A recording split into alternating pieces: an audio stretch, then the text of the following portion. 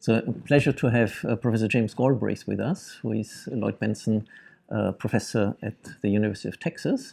He's in Vienna to give a seminar and a number of lectures on his experience with Greece over the last few months. But you're also a general commentator on political issues and economic policy, both in the US and in Europe, for quite a number of years.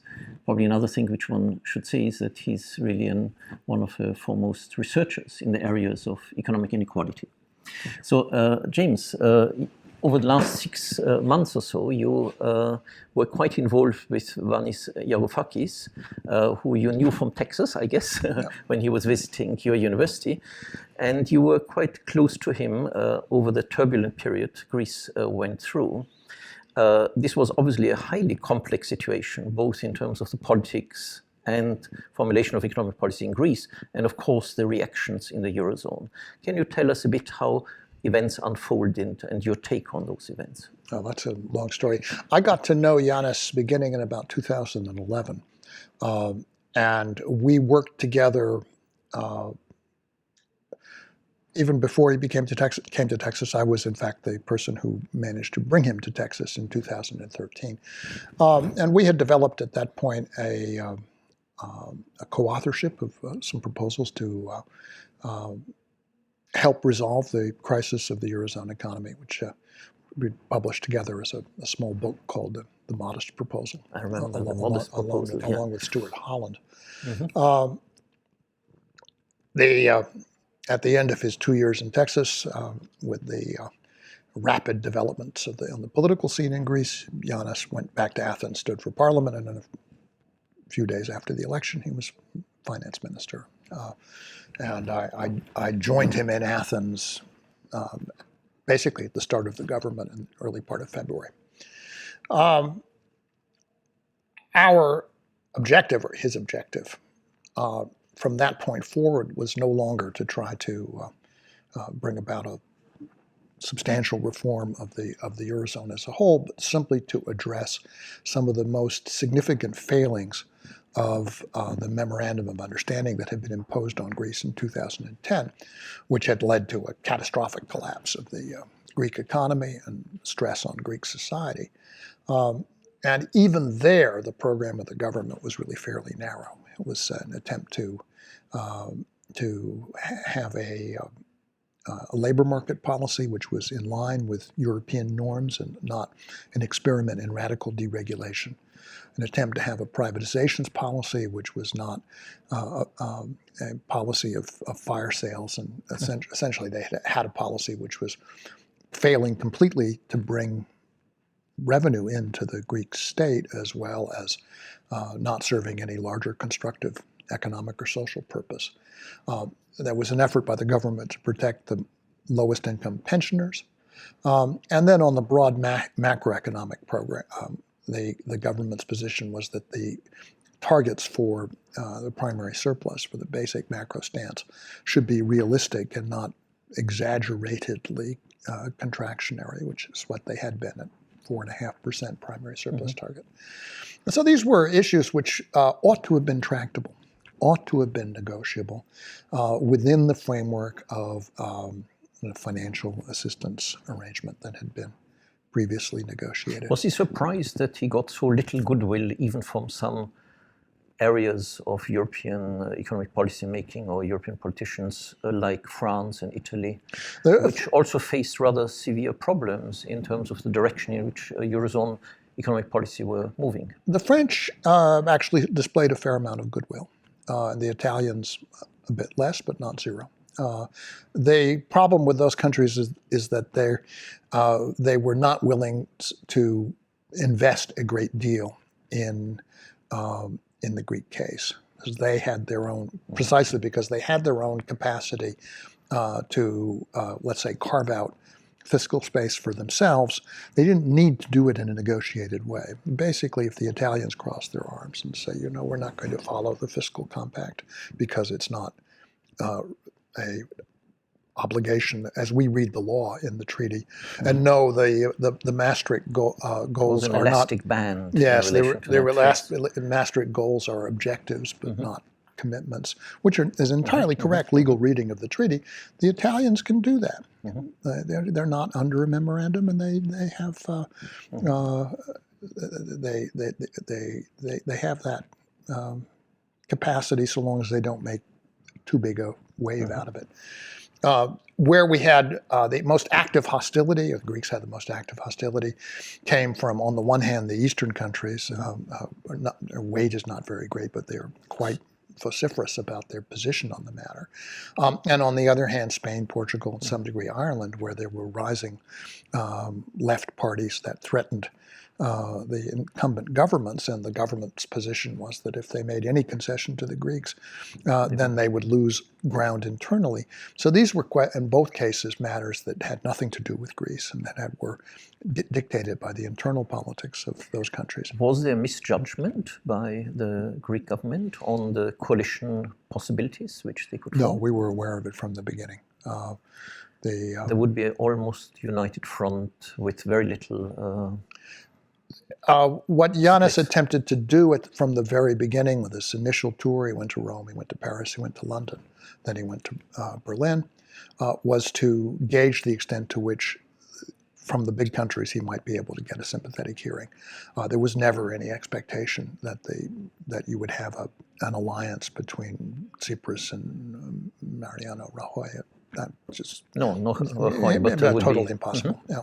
And to the extent, of course, that there was an alliance. And after all, there were Social Democrats as coalition partners in Germany. That was another set of issues, because internally in Germany and in some other social democratic parties, the Social Democrats were obviously more worried about their own internal left-wing challenge than they were about showing let's say, social democratic attitude. Although in many countries, including Austria, but also to some extent Germany and many other countries, the debate between which direction Eurozone economic policy should evolve, and also in the economics profession, was pretty wide-ranging.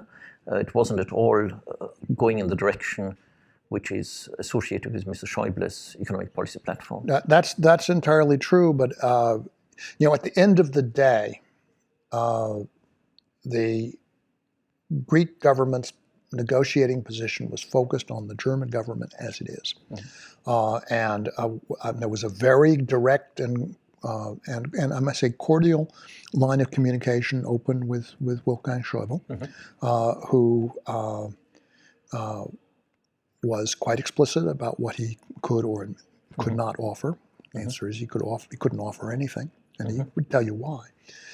And the object, which we referred to as raising it to the political level, was to see whether Chancellor Merkel would be willing to instruct her finance minister to give the Greeks a certain amount of slack in the interest of maintaining the German position in Europe and in the European unity. And at the end of the day, the Chancellor, who only plays her cards at the end of the day, is well known, chose to play them differently.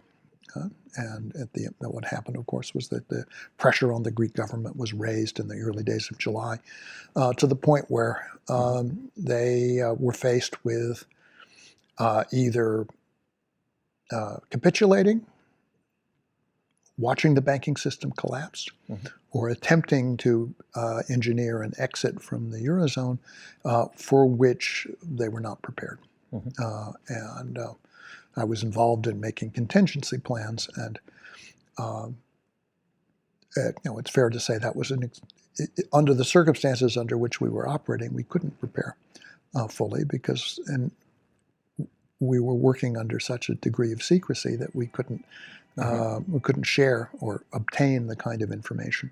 What was, to some extent, surprising for an outside observer was the enormous strength by which the Greek population, the very large majority of the Greek population, maintained, in spite of this reaction they got from the Eurozone, the importance of staying in the Eurozone. Including the latest election result shows that the faction of Syriza, which moved off and suggested moving out of the Eurozone, were basically hardly got any votes. Yeah, they didn't make the 3% threshold to come into parliament, and that's true. The Greek public all along was committed to the euro. And that was true in the referendum. 62% rejected, 61.5% rejected the terms that the Europeans were imposing. But of those who rejected it, 2/3 still favored staying in the euro.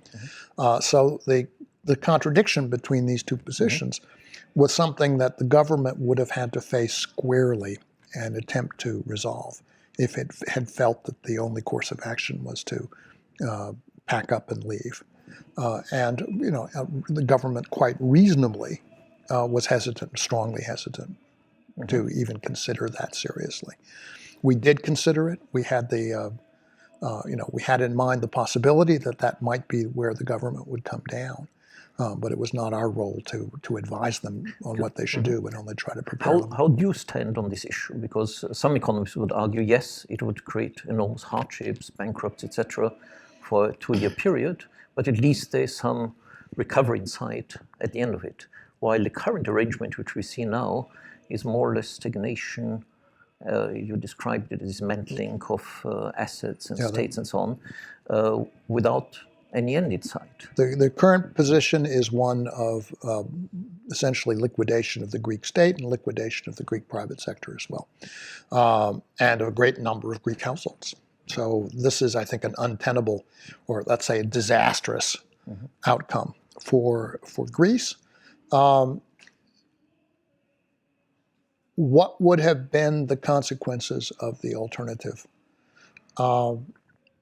Could it have been negotiated and navigated while preserving intact the Greek government? And on whom would the hardship have fallen? These were important questions. I don't know the answer to the political question. That's way outside my sphere. There would have been a big inflationary boost because of the devaluation. Well, we think about that as economists, but let me give you a specific problem.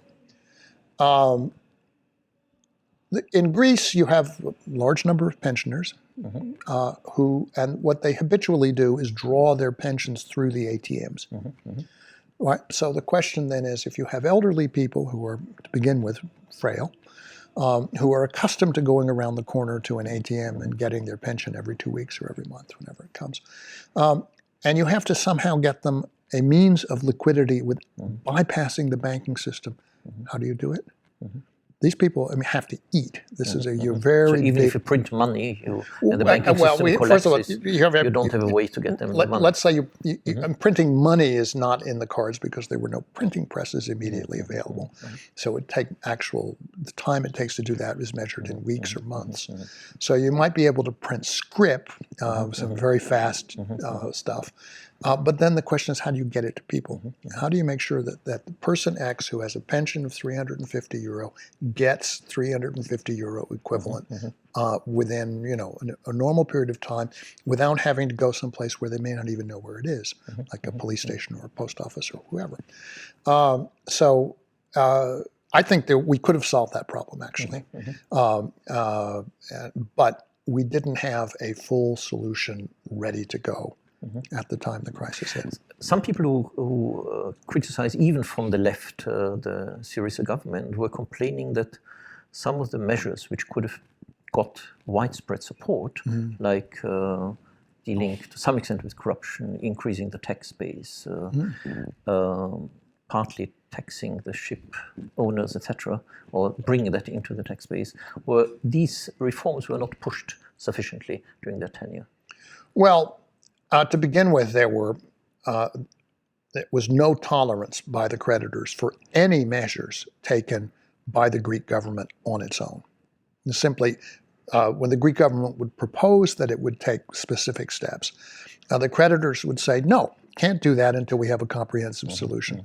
So during this negotiating period, the government had basically its hands tied on the threat that if it did take steps of this kind, that the negotiations would be terminated. So it was not something that the government itself had the flexibility or the leeway in this moment to do. No unilateral actions was the diktat. On the question specifically of ship owners, We will now see, and it's in the memorandum, in the memorandum, it says, eliminate the preferences to the ship owners.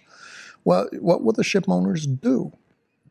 Their capital assets, after all, are ships. So they move up. They move, right? And they all the ship owners. Well, that was the reason all along. No, all the ship owners have to do is to find some other island, and there is one right nearby. It's called Cyprus, where they can go.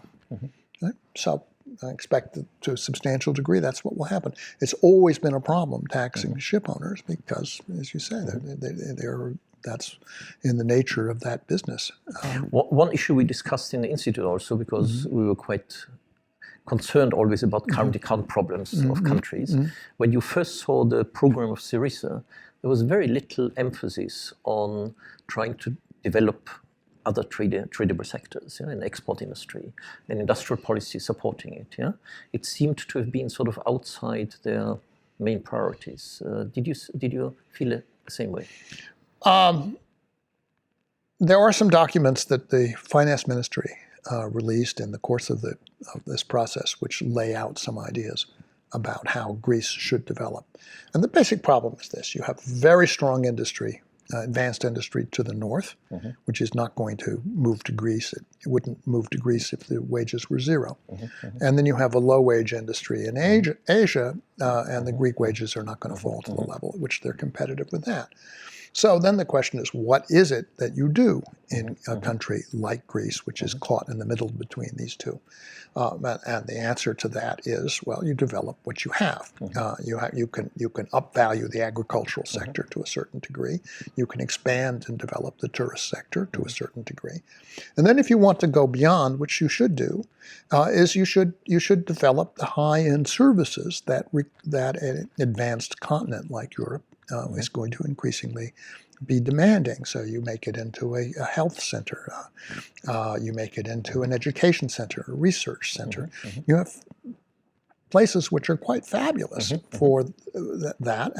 You can one thought is that you have a movement in the U.S. to internationalize our universities, but the government of Singapore or Abu Dhabi and so forth, not exactly ideal locales for a truly free university environment. You could create campuses in Greece that would be bridging these two cultural spheres. So with a bit of imagination, a lot of imagination, one can develop a strong a strong, let's say, niche economy. But that wasn't what the European creditors were interested in. And internally, was there a push in this direction? Or the government just didn't have the time to really develop the capacity to develop these things. That was at a point at which you would think about what you do if you got some resolution of the debt and you got off of the treadmill and the dead end of this memorandum. The other criticism, of course, made towards the government was that as they came into government, it was a rather fortunate period. The euro was declining. There was quantitative easing across the eurozone, and the Greek economy had started to have positive growth. No. Just as they stepped into government. No. First of all, quantitative easing was not made available to Greece. Well, indirectly, so the Greek banking system. No, it wasn't. No, it wasn't. The Greek banking system was entirely dependent upon the ELA. The quantitative easing was there as a device which was to ring fence other countries from the possibility that the Greeks might have to exit the euro. Okay, keep the Portuguese and so forth involved. So the European Central Bank played a very hard and destructive game. And I think ultimately the reputation of the ECB and severely damaged by the way it behaved in the Greek crisis. It played a political game, a destructive game. It was not a stabilizing institution, and it was an institution acting as the hard man behind the creditors' negotiating team.